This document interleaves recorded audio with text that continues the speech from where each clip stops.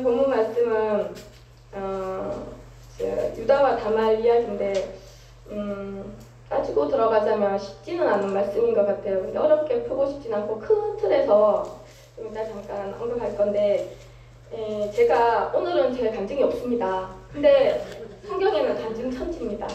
왜냐하면 성경에 있는 간증의 방향과 개인의 간증의 방향은 같지 않습니까? 그죠? 이 시대에는 우리가 주역이잖아요. 우리가 주역이니 성경에 안 쓰여 있어서 하나님을 높이기 위해 하나님 하신 일을 간증하지만 또 성경에 지나가서 기록된 사람들은 그 시대의 주역으로서 하나님이 하신 일을 증거하고 기록하고 우리가 방향이 같음을 확증시키기 위한 용도로 하나님이 쓰고 있는 거 아니겠어요? 저도 어떤 간증을 전하지만 점검을 하거든요. 오늘은 유다와 다말의 이야기. 근데 이걸 막 분석하는 건 아니고요. 총체적으로는 어떤 거냐면 시대가 있잖아요. 이 시대가 건너서 지나서 우리까지 왔다 이 말이에요. 그 하나님의 역사가 여기까지 흘러온 건데 유다는 유다로서 존재하지 않는 것 같아요. 유다는 야곱의 12아들의 하나로서 야곱의 아들들의 시대에 하나님이 다루심을 받았던 주역들 중에 하나로서 이 성경에서 드러내고 계시거든요. 무슨 말씀인지 아시죠? 그래서 저는 방향성이 같은 이것을 오늘 분해하기보다는 우리가 하나님의 뜻을 지금 아는 게 중요하잖아요. 그래서 제가 고민을 해봤어요. 왜냐하면 이 유다와 다말 이야기는 생뚱맞게 들어가 있거든요. 금요일날 제가 달아뺀 그 말씀 가운데 보면 이제 요셉 이야기가 있는데 요셉이 애국으로 팔려가고 결국은 형들이 팔았지만 하나님의 뜻이었다. 하나님이 먼저 보냈다. 이 내용은 기억나시죠? 근데 그 가운데 유다의 얘기가 이 37, 8장, 37장, 9장 사이에 생뚱맞게 유다와 다말 얘기가 들어가 있거든요. 그러니 이거를 어떤 틀에서 봐야 합당하냐면 야곱의 12자녀의 시대, 그 현재처럼 그때의 하나님의 다루심으로 봐야 공통성이 있더라고요. 그 이전에 우리가 성경에서 이렇게 여러 가지 신구약을 통해서 하나님 수많은 말씀을 하지만 알아야 되는 것들이 있잖아요. 어쩌면 제가 반복하고 있을 수도 있는데 저 자신을 위해서, 우리를 위해서 또 하나님을 향해 가는 길이니까 좀 반복해서 하겠습니다. 제가 어차피 어떻게 보자면 제 신앙생활의 중요한 포인트는 여러 가지 있었지만 최근에 가장 중요한 거는 그 지옥 간증이었습니다.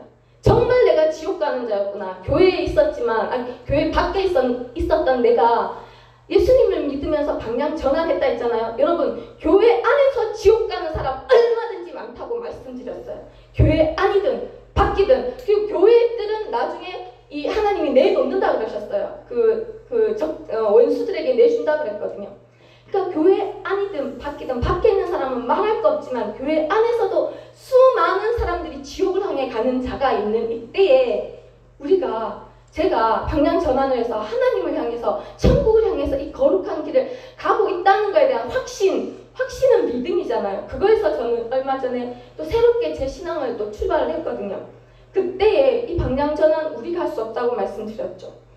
하나님 예수 그리스도의 생명을 주고 그 핏값으로 제가 이 길에 들어선 진짜 은혜 받은 그 은혜를 제가 깨달았다고 말씀드렸잖아요. 자, 그러면 하나님이 이것을 뭐라고 하신다고 했죠? 나았다라고 하신다고 했습니다. 그럼 나은 자는 하나님이 두시지 않고 기른다고 하셨죠. 그것이 우리가 말씀드리는 그 이전의 삶을 하나님이 후퇴시키고 벗게 하시고 또 새로운 삶, 하나님이 원하시는 그 준비를 위해서, 천국 들어가는 준비를 위해서 하나님의 옷을 입혀주시기 위해서 이 속사람을 강건하게 한다. 겉사람, 속사람 이렇게 신약에는 얘기를 해요. 우리 이전의 생명을 옛사람, 또 이 방향 전환을 한 사람을 새 사람이라고 하고 이 용어를 알아야 우리가 이제 신약 성경을 읽으면서 구분을 할 거 아니에요.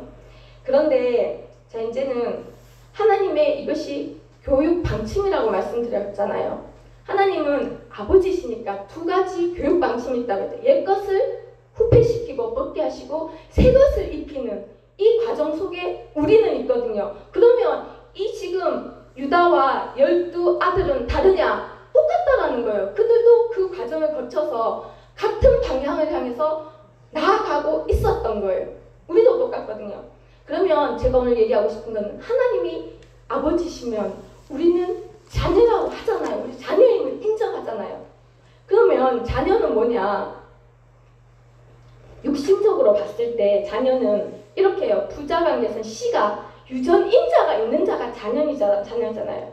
입양도 하지만 자녀의 그 성립 조건은 검사를 하죠. 유전자 검사를 하잖아요. 영적인 자녀도 마찬가지로 유전자 검사를 하면 예수 그리스도의 씨가 있는 자가 자녀라는 거예요. 똑같은 거예요. 할렐루야. 그런데 제가 오늘 살펴보기 원하는 건 뭐냐? 그러면 우리는 뭐다? 한 가족인 거예요. 긴 결의에서 보면 한 가문이 되는 거예요. 박씨, 이씨, 김씨 수많은 육신의 집안들이 있지만 육신의 집안도 가문을 따집니다. 조상 몇 대, 몇 대, 몇 대까지. 영적 집안이 성경에는 계보를 해놨잖아요. 근데 믿음의 가문이라는 거예요. 누가 있다? 아브라함에서 믿음의 가문의 계보가 시작됐다라는 것을 아시죠? 영적 가문의 출발지는 아브라함입니다. 근데 가문에 뭐 있는지 아시죠? 교훈이 있습니다. 가문에 특징이 있고 색깔이 있다 이 말씀이죠. 다 같지 않거든요. 음식도 다르고 교훈도 다르고 가르치는 것도 다르고 다 틀리잖아요. 하나님의 가문, 믿음의 가문, 아브라함으로 시작된 믿음의 계보의 가문의 특징이 있다라는 거죠. 제가 오늘 그거를 확실히 하고 가기 원합니다. 여러분 다 아시는 거예요. 히브리서 보기 원합니다. 제가 본문 말씀을 이쪽 앞쪽으로 했는데 히브리서에서 결국은 지금 제가 선택한 유다의 말씀은 아브라함과 이삭과 야곱과 요셉으로 이어지는 계보거든요. 이것을 신약은 평가를 해놨어요. 히브리서 11장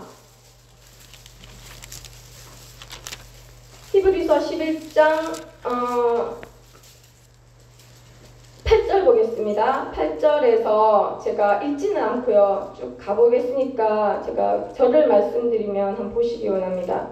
일단 아브라함에 관한 부분만 보겠는데, 자, 스타트했던 믿음의 조상 아브라함의 믿음을 제가 보다 보니까 놀랍더라고요.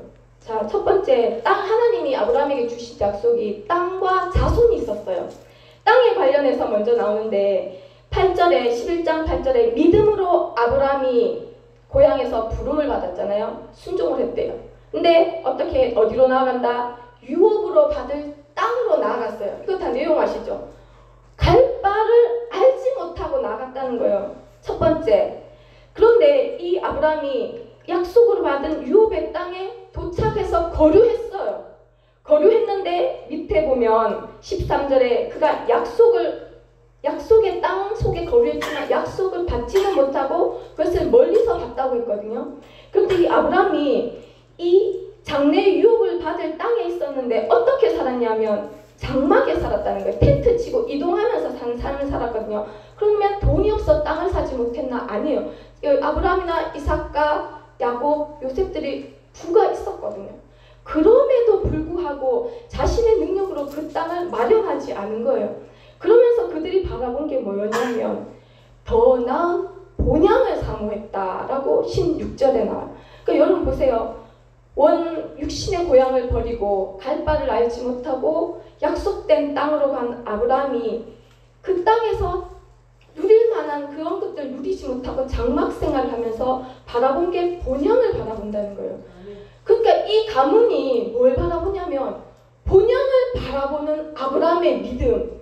여러분, 저는 교회에서 그래도 여러분에 비할 수 없는 짧은 시간을 신앙생활을 했지만 이전 교회에서까지만 해도 본향을 소망하고 바라보고 신앙생활을 하지는 않았어요. 머리로 천국 가야지 하는 건 있었지만 진정 본향을 정말 바라보려면 땅의 걸 끊어야 이걸 바라보게 되잖아요. 아브라함의 가문, 우리가 속한 가문이에요. 왜냐? 이렇게 성경은 얘기합니다. 우리는 아브라함의 후손이 아닌데요가 아니라고 했습니다. 갈라디아에서 우리가 믿음으로 말미암는 자는 아브라함의 자손인 줄 알지어다. 영적 계보의 스타트가 믿음의 계보가 아브라함에게 있는데 그 색깔이 뭐냐면 중요한 것이 땅에 관련해서 본향을 바라보더라는 거죠. 약속된 땅, 복을 주셨음에도 불구하고 본향을 바라보는 믿음까지 끌고 가셨다라는 거. 오늘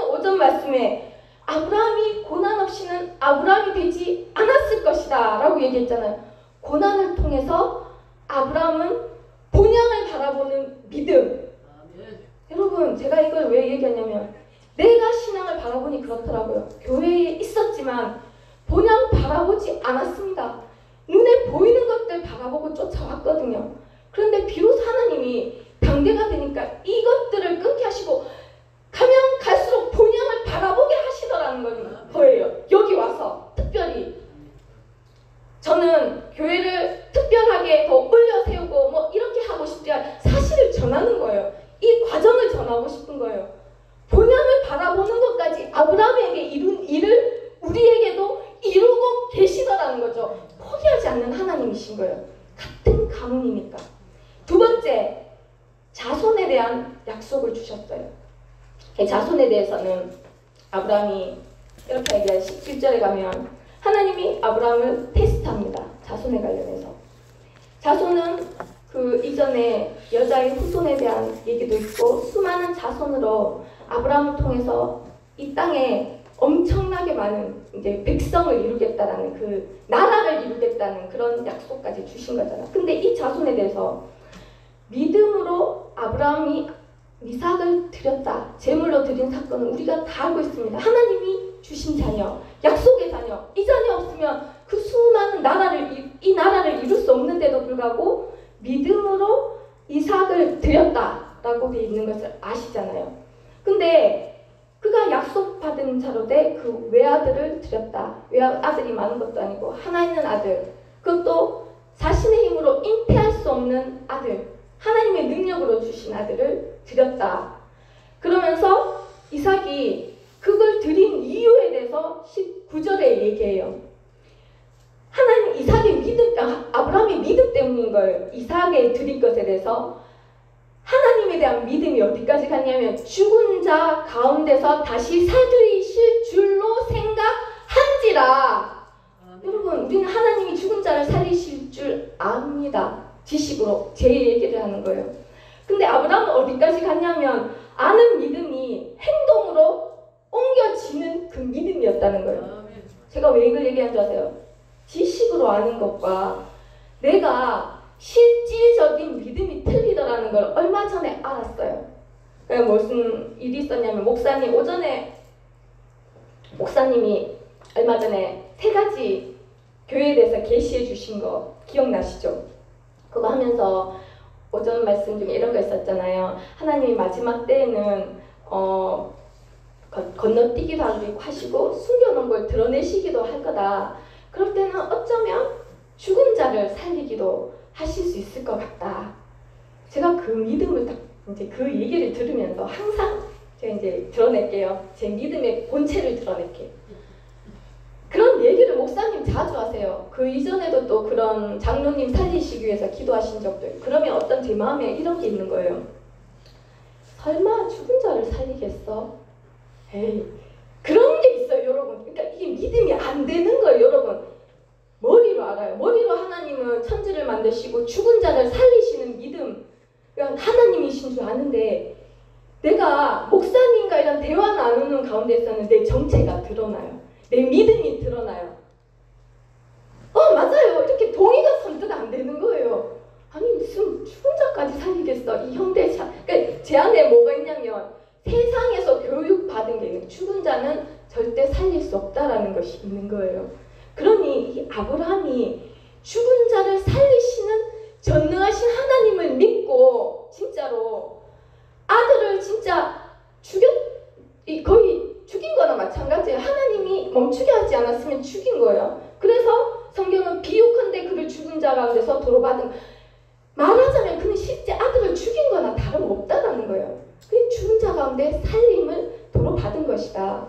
그러니까 이 아브라함의 믿음이 보면 하나님의 가문이 이런 거예요. 우리를 어디까지 이끌고 가냐면 본향을 바라보는 믿음까지. 이거 없어도 신앙생활 가능하거든요. 그리고 죽은 자를 살리시는 하나님, 이 믿음 없어도 신앙생활 가능해요. 종교생활이 가능하더라니까요. 그런데 하나님은, 아브라함은 샘플이잖아요. 목사님 늘 그러셨거든요. 나는 하나님이 다 만드셨다. 나를 그냥 샘플로 본보기로 만드신 것 같다.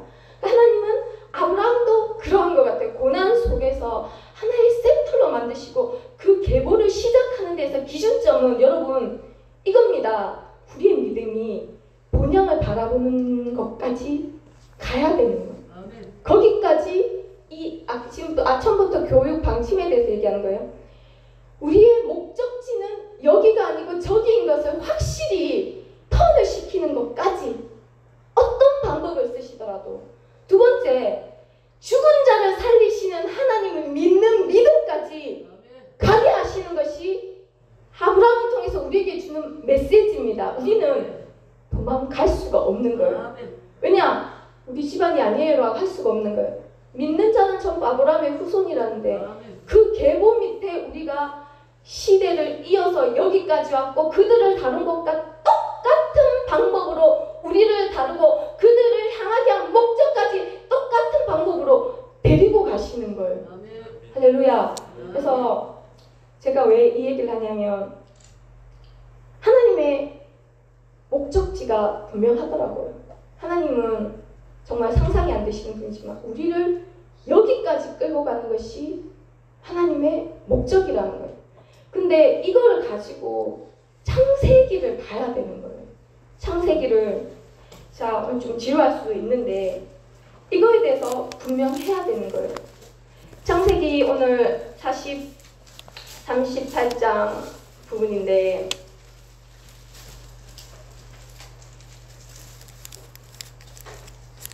왜냐하면 이들을 다루신 방법이 있거든요. 목적지는 정해져 있죠.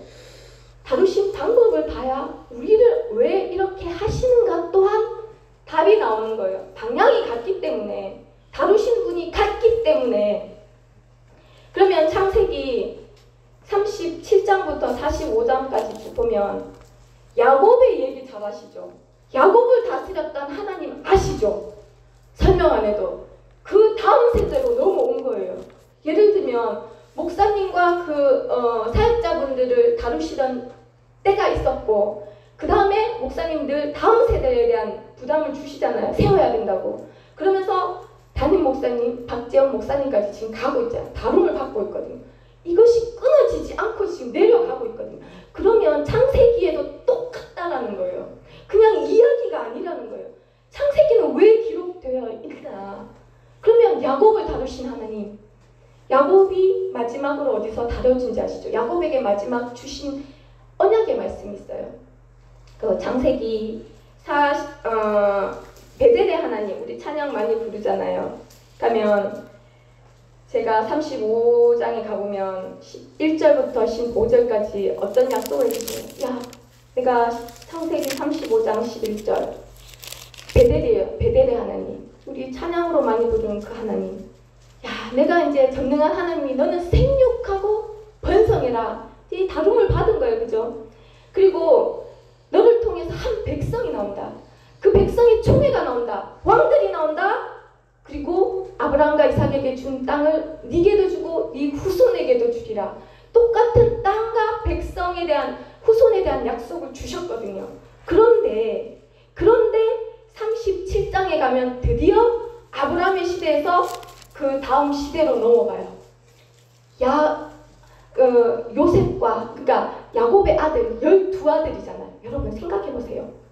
아브라함, 이삭, 야곱은 한 명이잖아요.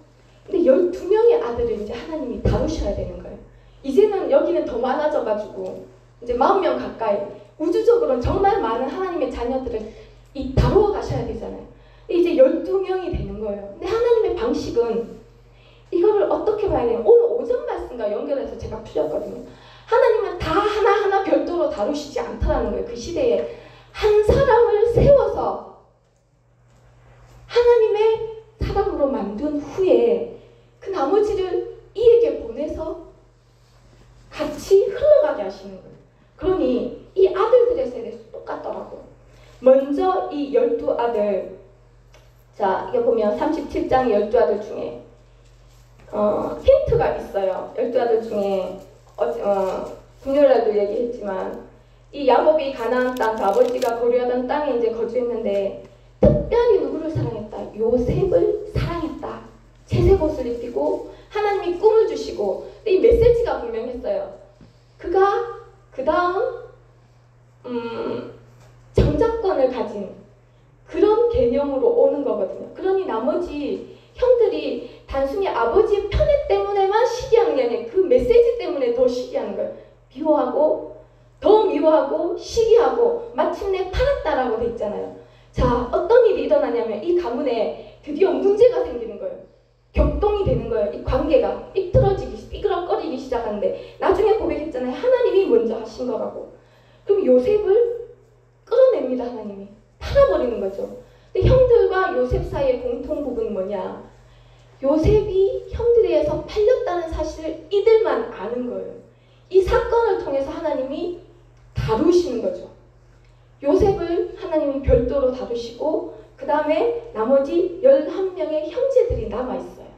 나중에 보면 이 형제들이 요셉 앞에 가서 무릎을 꿇잖아요. 근데 그 요셉이 이들을 어떻게 한다?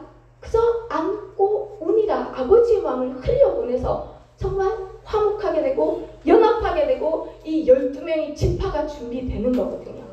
할렐루야. 뭔지 보이시죠? 하나님이 이때 이 가문을 흔들어 제끼시는 거예요. 흔드시면서 이때 야곱은 어떨까? 너에게 백성이 나오고 총회가 나오고 왕들이 나오고 땅을 주겠다고 했는데 이 자녀들 사이에 이 시기와 한 명이 죽습니다. 그죠? 그 눈에는 죽은 거예요. 그 자녀들이 요셉을 시기하여 죽이려다가 팔은 사실을 아시잖아요. 그런데 야곱은 죽은 걸로 아는 거예요. 그리고 또 한 명 유다가 있어요. 유다는 집을 나가요. 멀리 나가서 이제 따로 살기 시작하거든요. 오늘 본문 말씀은 그런 맥락에서 본다. 이것이 이야기가 아니라는 걸 보이시죠? 자, 하나님이 움직이시니까 이제 요셉은 팔려가고 유다는 집을 떠나는 거예요. 나머지 9명의 형들은 죄책감 속에서 시달리며 내가 동생을 그 얘기가 고백을 해요. 제가 읽어드릴게요. 그들이 그 요셉 총리 앞에 갔을 때 그 물건을 훔쳤다고 이제 요셉이 이제 설정을 하고 감옥에 갇혔을 때 이렇게 얘기하잖아요. 창세기 42장 21절에 그들이 서로 말하는 거예요. 그 순간에 아는 거예요. 그들 20년 넘게 그들 마음에 있었던 그 비밀, 죄책감이 이제 막 솟아 올라오는 거예요. 우리가 아우의 일로 말미암아 범죄하였다라는 것을 스스로 이제 고백하고 내놓는 거죠. 그러면서 22절에 그의 핏값을 이제 치르게 돼서 이 상황이 일어났구나라는 걸로 이제 가는 거예요. 뭔지 알죠? 이 가정 안에 하나님이 이 사건을 통해서 한 사람 한 사람 이렇게 흔들어 놓으시고 이제 고통 가운데 있게 하시는 거예요. 고난 가운데 있게 하시는 거예요. 자, 오늘 그러면 요셉은 하나님이 어떻게 다루셨는지 들으셨잖아요. 요셉은 어떤 개념으로 봐야 되냐면 마치 오전에 바울과 실라를 고난을 통해서 교회를 세우는 밑거름으로 삼았던 것처럼 그 중심에는 예수가 있듯이 오늘 이 교회가 세워진 밑거름에 목사님과 또 사역자들이 있는 것처럼 요셉은 예수 그리스도를 향해 가는 그 밑거름처럼 사용하시는 거예요. 그리고 유다와 모든 그 형제들을 이제 그 앞에 세우는 거죠. 똑같이 이제 그 가운데서 만들어 가시는 거예요. 이것도 하나의 교회잖아요. 그럼 유다를 보겠습니다. 하나님이 어떻게 만들어요? 유다는 어떤 개념에서 우리라고 봐야 돼요. 우리처럼. 우리 한 사람 한 사람을 불러서 여기에 모으신 거잖아요. 똑같은 거예요. 요셉을 먼저 준비하고 요셉 앞으로 형제 한 사람 한 사람을 모으시는 거예요. 거기에서 회개와 돌이킴과 하나님 앞으로 이제 온전히 향해 가는 그 교회가 이루어지는 구약의 교회 12명으로 이루어진 지파 똑같다라는 거예요. 똑같아요. 어쩌면 오전에 그 말씀으로 인해서 저도 많이 풀린 부분이 있거든요. 가보겠습니다. 자, 아까 얘기 들었을 때 이 가문은 우리는 이 가문에 속한 자라는 것. 아브라함, 이삭, 야곱, 요셉에게 하나님이 요구하시는 수준, 우리에게 요구하시는 수준, 그것 때문에 이 고난을 허락하시는 거거든요. 할렐루야. 우리가 알아야 되는 건 알아야 되잖아요. 그거고 38장 보겠습니다. 1장에 보면 어떤 일이 일어났냐면 어려울 수 있지만 따라가기 원합니다. 우리의 일이에요. 우리의 일. 유다의 일이 아니라 우리를 얘기하는 거군요. 38장 1절 그 후에 37장 마지막 절에 보면 이런 일이 있어요. 미디안 사람들이 애굽에서 바로의 신하 보디발에게 누구를 팔았냐면 요셉을 팔았더라. 그리고 그 후에 유다가 어떻게 하냐면 자기 형제들로부터 떠났다라고 되어 있어요. 자, 어떤 일이 있었는지 얘기 드렸죠. 유다가 이 요셉을 파는 그 자리에 있었어요. 원래는 죽이려고 했었거든요. 근데 창세기 37장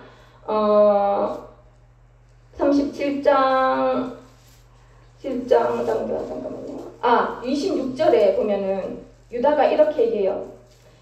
유다는 성경에 기록되어 있지 않지만 대안을 제시한 걸로 봐서 동생을 죽이고 싶진 않은 거예요. 볼게요. 유다가 자기 형제에게 이르되 우리가 우리 동생을 죽이고 그 피를 덮어둔들 무엇이 유익할까?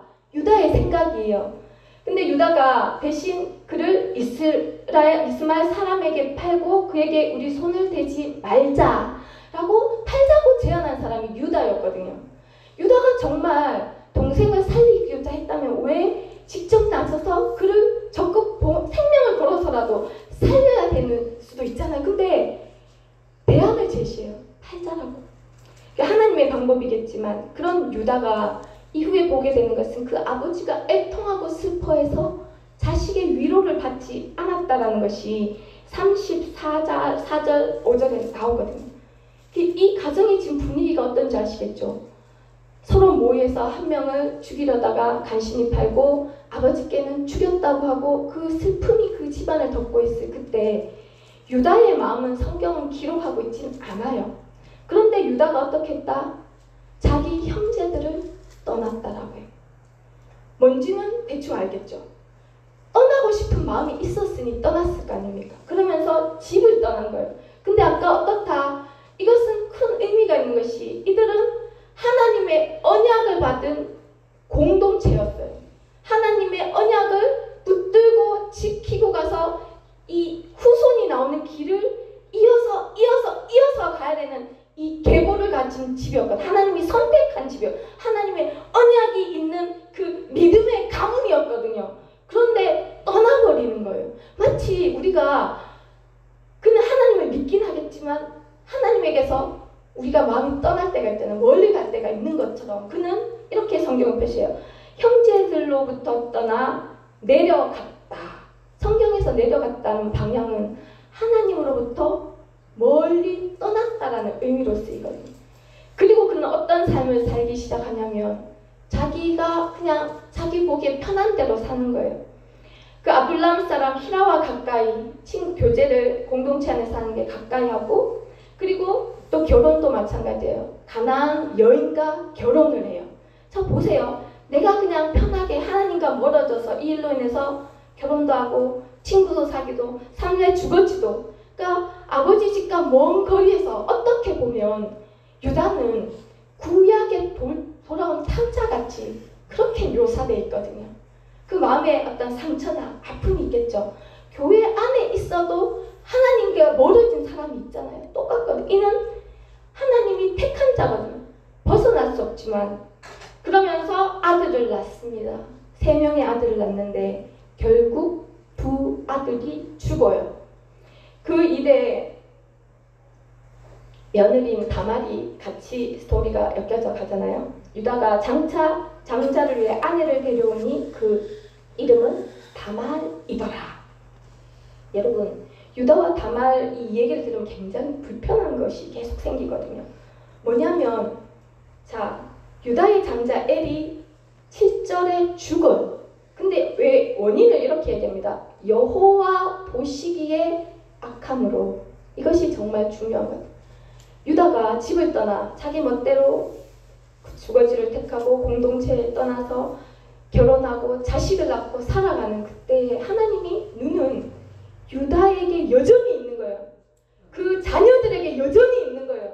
쫓아오시 벗어날 수 없다는 우리도 마찬가지라는 거죠. 근데 여호와 보시기에 악하다. 예전에 새벽 기도에 말씀드린 거 있었어요. 우리가 악하다고 하면 행위를 얘기할 것 같잖아요. 근데 성경에 여호와 보시기에 악하다는 마음에서 출발한다고 말씀드렸어요. 그 장자의 마음이 하나님과 상관이 없다라는 거예요. 하나님께 있지 않았다는, 그러니 행위는 하나님이 원하시지 않는 행위로 넘어간 거지. 그가 무슨 죽을 만큼 무슨 극악무도한 죄인이었고 뭐 나쁜 사람 이런 뜻이 아니거든요. 그런데 여호와가 그를 죽이니 며느리에게 문제가 생겼어요. 이때 당시에 장자가 아들이 후손 없이 죽으면 뭔지 아시죠? 그 둘째 밑에 동생이 형수에게 장가들어서 형의 이름으로 자녀의 대를 이어줘야 되는 그 문화적인 관습이 있었다라는 거예요. 그래 다말에게 둘째를 줬더니 둘째 아들 오나니에게 이르되 네 형수에게 들어가서 남편의 아우된 본분을 행하여 남편 내 형을 위해서 씨가 있게 하라. 이 족장의 얘기는 전부 씨 얘기거든요. 이 씨가 어디냐? 암묵적으로 예수 그리스도. 자, 같은 아브라함 가문이지만 예수 그리스도를 중심으로 그 이전에는 예수 그리스도라는 후손 씨가 나오게 하기 위해 통로를 이 계보를 이어가야 되는 그 치열한 싸움 가운데 있었거든요. 그것을 위해서 야곱은 죽사건 아시죠? 장자권을 취득하기 위해서. 그리고 예수 그리스도가 오고 나서는 그 씨를 가진 우리가 이것을 또 예수를 나타내고 낳는 이 일에 이것을 침노한다라고. 침노하는 이 일의 핵심이거든요. 그러니 이 씨가 있게 하는 것이 중요한 거예요. 그래서 이것이 어떻다? 아우된 본분이다. 마땅히 해야 될 의무였는 거예요. 우리가 보기에는 이상한 문화잖아요. 이 다말의 얘기는 불편하거든요. 그런데 이 오난이 씨를 주지 않으려고 땅에 설정하여 여호와 보시기에 악함으로 그를 죽였다라고 돼 있잖아요. 그게 무슨 죽일 일인가? 이미 또 불편해요. 그런데 하나님 보시기에는 하나님의 계보를 이어가는 일에 대적하는 이 오난은 악한 자인 거예요. 그 마음의 중심을 얘기하는 거예요. 그리고 다말이 이제 유다에 의해서 유다가 이제 다말에게 이제 걱정이 있는 거예요. 염려함이라 이제 11절에 보면 유다가 어떤 걱정을 하냐면 이제 원인이 하나님께 있는지 모르는 거예요. 여호와 보시기에 그 자녀들이 악했다라는 것을 모르는 거예요. 모르는 상태로 다말에게 원인이 있다라고 생각합니다. 예전에 우리나라에도 보면 며느리가 잘못 들어오면 집안에 이제 그 상을 당한다. 상을 당하면 며느리 때문이다. 근데 중동에도 그런 개념이 강하더라고요. 그래서 남편이 죽으면 부인이 잘못한 것처럼 천대받고 이렇게 했다고 하더라고요. 그러면 이러면서 이제 유다가 셀라를 죽을까 염려해서 다말을 이제 집으로 보내거든요. 그 이후에 얘기하시죠. 다말이 이제 쫓겨난 여인으로서 할 수 있는 일은 뭐였냐면 시아버지를 속이고 시아버지랑 이제 동침하여 아들을 이제 임신을 했잖아요. 이것에 대해서 우리가 얼마나 불편합니까? 오늘은 무슨 얘기를 해야 되냐면 하나님이 우리를 고난 가운데서 다루시는데 첫 번째 교육 기준이 있어요. 여러분이 성경 곳곳에 있어요. 여호와 보시기에라는 이 기준.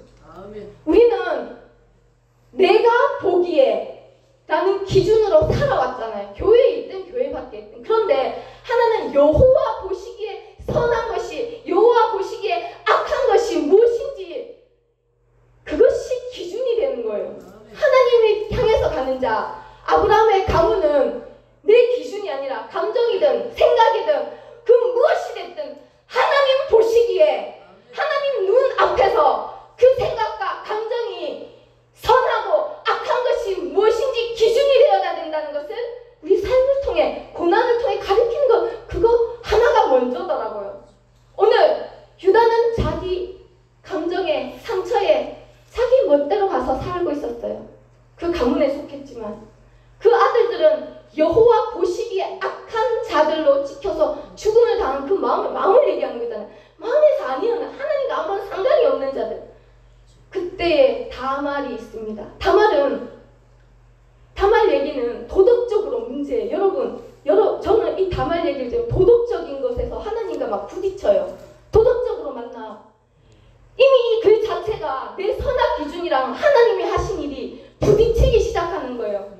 이 하나의 시아버지를 속여서 간음해서 애를 낳은 이 여인이 하나님의 계보에 들어가는 것이 맞는가? 그것이 우리 마음에 없다고 할 수 있는가? 저 있어요. 이미 그 모든 내용 자체가 이 도덕성, 옳고 그름이 하나님이 하신 일과 부딪히는 것이 이 다말 얘기입니다. 다말 얘기는 은혜 없이는 이해되지도 않고 용납되지도 않고 받아들여지지도 않는, 어떻게 보면 더러운 얘기, 성경에 실릴 수 없는 얘기. 여러분, 제가 이 본문 말씀 보고 참 힘들었어요. 풀리지 않고 잘못 건드리면 왈가왈부, 이미 많은 신학자들도 그런데요. 그런데 깨닫게 하신 것이 이 안에 하나님의 은혜가 있다. 누가? 저 신약의 예수님 앞에 그 창녀와 같은 그 죄 지은 여인을 돌로 던질 수 있는가? 음행한 그 여인은 누가 다말을 돌로 던질 수 있는가? 누가 다말보다 거룩하다고 의롭다고 얘기할 자가 여기 누가 있느냐? 그 마음을 주시더라고요. 예수님이 그랬던 것처럼 누가? 근데 이 글 전체는 우리의 옳고 그름의 기준, 도덕적 기준에 도전하는 거예요. 깨시는 거예요. 깨시는 거예요. 그분이 다말을 들어서 우리가 그분한테 그러면 증거가 어디 있어요? 증거가 있습니다. 마태복음에 가면 예수님이 족보가 나와요. 제가 읽어드릴게요. 1장 3절에 유다는 다말에게서 베레스와 세라를 낳고, 예수님의 족보에 유다의 이름과 다말의 이름이 올라가 있습니다. 유다는 자기 멋대로 떠났던 유다, 다말은 시아버지를 유혹해서 속여서, 그런 그 욕망을 위해서 속인 게 아니었어요. 하나님의 계보를 읽고 싶어, 장자의 이 대를 계승하고 싶은 것, 그 길을 열고 싶은 것에 그가 하는 행동은 잘못됐었지만 도덕적으로 그의 마음의 중심은 그거였다라는 거예요. 하나님을 향해서 내가 그분이 오시는 그 길을 얘기하는 자로 내가 씨를 품고 싶다라는 그 갈망, 내 안에 예수 그리스도를 나타내고 싶다는 그 갈망, 똑같은 거거든요. 도덕적인 죄 때문에 우리는 하나님의 은혜를 이곳에서 볼 수 없을 수도 있다는, 다말은 하나님의 그 마음의 중심을 보시면서, 유다는 얘기합니다. 오늘 제목으로 26절에 그가 나보다 옳도다. 유다가 그와 동침하기를, 창녀와 동침하는 것 자체가 율법적으로 문제가 있고, 여기 그러니까 이 글은 잘잘못을 따지는 게 아니에요. 지금 오늘 그래서 중요한 거는 모든 성경은 우리의 옳고 그름을 무너뜨리는 것 안에는 이것까지 포함이 되어 있습니다. 하나님 보시기에 의로운 것, 하나님 보시기에 악한 것이 무엇인지 새로 설정하고 세팅하시는 것이 하나님이 우리를 끌고 가시는 기준입니다. 그러니 유다가 비로소 깨닫습니다. 비로소 26절에 가서 그는 나보다 옳도다. 그 여인이 어떻게 옳습니까? 시아버지를 속였습니다. 동침을 하고 임신을 했습니다. 사실은 그 윗줄에 보면은 24절에 유다가 그를 음행하였다 하여 불에 사지르려고 했습니다. 모두가 인정하는 죄인입니다. 정말 우리 지금 시대에 봐도 더러운 죄입니다. 그러나 그 유다가 그때 비로소 그가 옳다라는 게 아니에요. 그가 의롭다는 단어예요. 그가 하나님 앞에서 나보다 의롭다라는 걸 비로소 깨달은 거예요. 자, 이것은 말할 필요가 없습니다. 왜? 밑에 29절, 30절에 해산을 통해서 다말의 마음을 얘기한, 다말의 치열한 마음을. 자, 다말이 해산을 하는데 29절에 보면 첫째가 먼저 나왔었는데 그 아우가 손을 도로 들이밀매 그 아우가 나오는지라 네가 어찌하여 터뜨리고 나오느냐 하여 그 이름을 베레스라 불렀고, 뱃속에서 조차 치열한 전쟁을 하는 거예요. 하나님의 계보를 잇기 위해 동생인 베레스가 형이 나가는 것을 붙잡고 끌어당기며 자기가 먼저 나오는, 이것을 통해서 그 다말의 마음을 보여주는 거예요. 그 간절한 마음을, 이 하나님의 계보, 그들은 아까 말씀드렸죠. 아브라함에서 하늘에서부터 내려오는 그 믿음의 여정, 우리도 아는데 이들이 모를까요? 하나님이 원하시는 기준과 아브라함의 그 간증과 이삭의 간증과 야곱의 간증들을 그들은 다 알고 있었어야 마땅하잖아요. 그들은 뭘 원하시는지 알고 있었다라는 거예요. 그들은 의무는 이 예수 그리스도가 태어날 수 있는 이 씨, 후손이 나올 수 있는 이 씨, 이 계보를 이어가야 되는 의무가 있었어요. 우리에게 예수 그리스도라는 씨앗을 받고 나타내야 되는 의무가 있듯이 그들에게는 그것이 있어요. 그 치열한 전쟁, 그것을 신약에는 천국을 침노한다라는 단어, 그 침노하고자 하는 그 다말의 마음을 받으신 거지. 나머지 도덕적인 것들은 하나님의 은혜로 예수 그리스도로 덮은 것이라는 사실이 맞는 거잖아요. 그들은 우리가 동일하게 예수를 바라봤습니다. 방향이 달라요. 과거에서 오실 예수를 바라본 거나 오신 예수를 바라본 거나 똑같은 거잖아요. 하나님의 은혜로 덮은 다말, 그 은혜로 예수 그리스도의 족보에 그 이름이 선명하게 올라간 다말, 비로소 유다는 다말을 통해서 하나님의 의로우심, 뭐가 하나님 앞에서 의로운지를 깨닫고 돌아가는 거예요. 그럼 여러분, 유다와 다말의 이야기가 작습니까? 유다와 다말의 이야기가 그냥 성경의 이야기입니까? 우리의 얘기입니다. 은혜 없이 여기 있는 사람 누가 있겠습니까? 내가 다말보다 의롭다 라고 할 자가 누가 있습니까? 예수님이 그러셨던 것처럼 누가 돌을 던질 수 있겠습니까?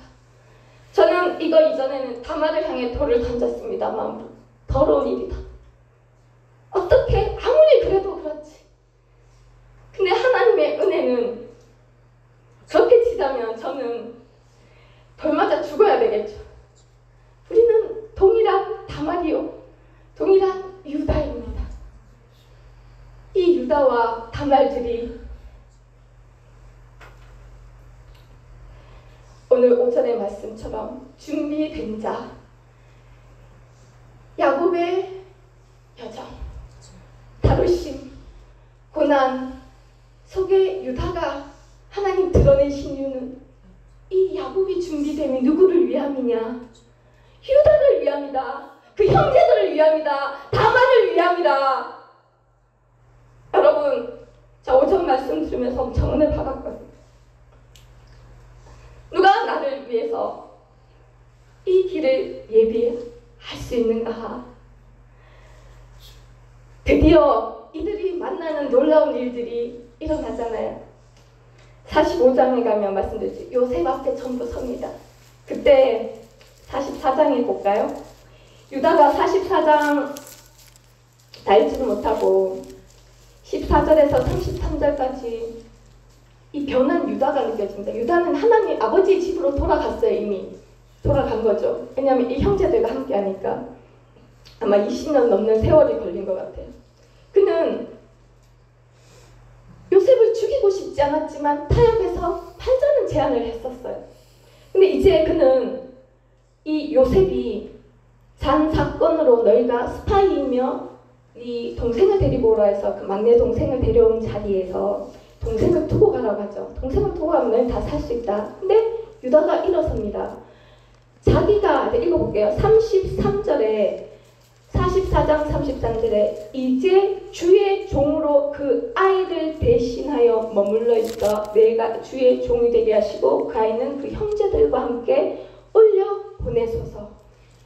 이 두려운 자리에 자신이 종으로 남기를 자원하고 나아갑니다. 하나님 보시기에 옳은 일이 뭔지를 알고 이제 나아가는 거예요. 그 이전에는 이 타협하고 대안을 제시했던 유다가 이제 완전히 이 다말의 일과 가정의 일로 무너지고 드디어 공동체 안으로 돌아가. 이 공동체를 살리기 위해 아버지의 생명이 이 아이의 생명과 서로 하나로 묶여 있습니다. 30절. 그러니 내가 종이 되어 남겠습니다. 그때의 종은 뭐라고 했죠? 짐승이었어요. 물건이었어요. 내가 남겠으면 내가 목숨까지도 이를 각오로 그 아이를 보내기를 서운하고 나갑니다. 다 이뤄도 자기에게도 자녀가 있잖아요. 자녀를 이 아이를 그러니까 막내 베냐민을 데려오지 못하는 대가로 아버지에게 맡기고 내가 모든 책임을 지겠다. 그가 책임질 이유가 없었어요. 그러나 그는 깨달은 거죠. 유다는 하나님 보시기에 옳은 것이 무엇인지, 하나님이 어디로 인도하시는지, 무엇을 해야 되는지, 이 가족을 지켜야 돼. 이 가족이 계보로서 하나님이 보존하고 지키고 나아가기 원하는 것을 알고 자신의 신분도 포기하고 생명도 포기하고 가족들과의 만남도 다 포기하는 일에 나서는 거예요. 드디어 그때 금요일에 말씀드렸던 요셉 재회를 통해 놀라운 일, 너희의 잘못이 아니고 하나님께서 행하신 일이다. 자, 길게 얘기했지만 하나님 어떻게 하십니까? 한 사람을 세워서 한 가족, 정말 모나고 부족하고 막 서로 시기하고 미워하고 이 가족들을 이 과정을 통해서 회개하게 하고 하나님께로 돌아가게 합니다. 그 주역으로 요셉은 아버지의 마음을 그들에게 품었다고 했잖아요. 따지지 않았어요. 왜 그랬냐? 어떻게 그럴 수가 있냐? 네가 잘못했잖아. 사과해. 나 억울했어가 아닌 거예요. 그냥 그저 울며 입맞추니라. 그 표현이 그냥 아버지 알죠? 그래서 유다는 구약에 돌아온 탕자 같아요. 요셉은 그 아버지같이. 그렇게 해서 이 가족이 12명이 드디어 하나님에서 다루심을 받고 그 다음 세대를 이어가기 위한 그 기초를 이때 세우는 것입니다. 여러분, 왜 이 얘기를 하냐? 어렵지만 잠이 오시겠지만 우리도 오전 말씀처럼 동일합니다. 우리를 여기 이끄신 주님 여기서 멈추지 않잖아요. 다음 세대를 잇기 위한 간절함, 내가 천국 가는 것 플러스 거기서 멈추면 안 되는 거예요. 다음 세대를 이어가야 되는 그 간절함과 치열함, 천국을 침노하기 위해서 우리가 다음 세대에 예수를 이어갈 수 있는 그 길을 열어주는 것, 여러분 우리에게 지금 이 시점에 간절한 소망이 되어야 될 줄 믿습니다. 아멘. 할렐루야. 자, 여러분, 유다가 받은 축복이 있습니다. 아브라함의 복을 누린다고 했는데 창세기 50장에 가면 49장에 12명의 축복이 다 있죠. 근데 특별히 유다에 대한 축복이 있는데 49장 8절, 유다야 너는 내 형제의 찬송이 될 것이다. 여러분, 이게 이전에 몰랐는데 얼마나 큰 축복인지 아십니까? 유다가 네 형제들의 찬송이 된다는 거예요.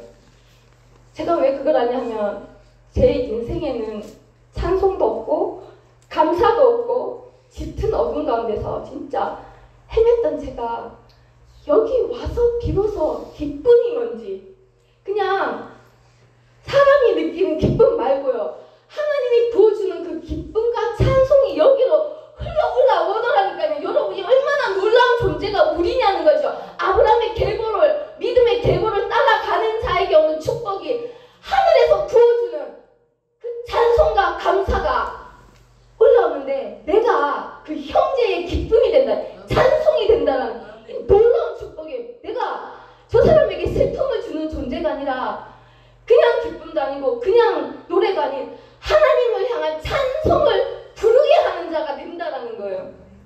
이 놀라운 축복과 함께 모든 축복이 이어지면서 그들은, 유다는 실로가 오시는 길이 된다라고 10절에 나와 있어요. 그 이후에도 12절까지 유다에 대한 축복은 엄청나거든요. 여러분, 우리에 대한 축복도 마찬가지입니다. 예수님이 오셨으니까 끝난 것이 아니라 이 길은 우리를 통해서 예수가 나타나고 씨가 퍼지고 씨가 자라나고 예수님이 흘러갈 수 있는 통로가 우리에게 주어진 의무라고 저는 감히 말할 수 있고, 우리 교회를 통해서 하나님이 이루시는 일이라고 말씀드리고 싶습니다. 여러분, 성경에 알아야 되는 일은 쉬운 것은 아닙니다. 그렇지만 오늘 기억해야 될 것은 우리의 믿음의 계보는 동일하다는 거예요. 이 성경에서 전체로는 일관성 있게 여기까지 흘러온 거예요. 두 번째, 하나님이 우리 개개인을 유다처럼 다루시는 근본적인 기준을 바꾸기 위한 것, 내가 보기에가 아니라는 거예요. 다말을 통째로 봤을 때 내가 부딪힌다면 내가 보기에는 여전히 많은 거예요.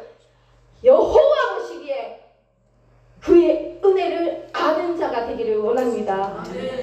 여러분, 제가 오늘 많은 다른 것을 얘기해서 복잡할 수도 있지만 우리는 그런 자라는 거예요. 다 이해 못해도 좋습니다. 우리는 그 안에 있는 자고 그 계보 안에 있는 자고 우리 안에 그 믿음이 있기 때문에 고난을 통해서 아브라함이 아브라함 됐던 것처럼 여러분 한 사람이 고난을 통해서 아브라함처럼 이삭처럼 야곱처럼 요셉처럼 본향을 바라보는 믿음으로 죽은 자를 살리는 하나님, 오늘 죽을 사람도 살리는 하나님, 그 믿음이 진짜 우리 마음판에까지 내려오는 믿음, 머리로 있는 믿음이 아니라 정말 하나님이 죽은 자를 살렸을 때 아멘! 하나님이 하셨습니다!